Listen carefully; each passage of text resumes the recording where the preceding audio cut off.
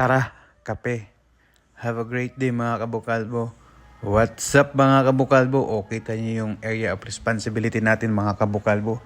Ang ganda, di ba? Yung mga ganitong view mga kabukalbo ba? Yung malayo ang tingin mo. Talagang ma-realize mo na, uy, may utang pa pala ako, hindi ko nabayaran.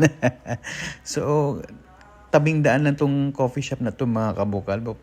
Pag ganitong lugar na napakalinis, maganda yung panahon, tapos mahangin, talagang sana all ka talaga. Sana all. Talagang masasabi mo mga kabukalbo na ang sarap ng buhay. Tapos ito, kuyakoy ka lang habang nagkakape, nag-i-emote, kunwari, di ba? Pero kape, sapat na. Napakaganda talaga mga kabukalbo ng view na to. Sa may ano lang pala to mga kabukalbo, sa may Kaliraya.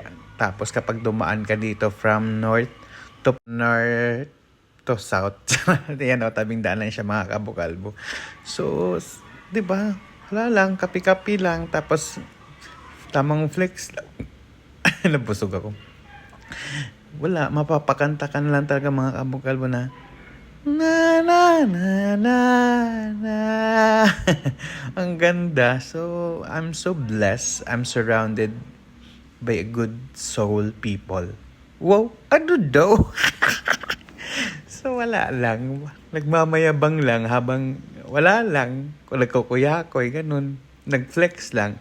Hoy, mura lang din naman tong kape nila mga kabukalbo. Yan oh, masarap din yung kape nila, Roa Coffee ang pangalan. Oh, di ba? Kita mo yan. So, wala lang to. Flex lang tayo, di ba? Kasi parang mesmerizing yung area. Wow, mesmerizing. So, yun lang mga kabukalbo. God bless sa lahat ha. Mag-ingat, especially doon sa mga nasalanta ng bagyo. Mag-pray lang po tayo. Ganun po talaga. Andyan lang po si Lord. Kailangan lang time-team na dasal. Bye!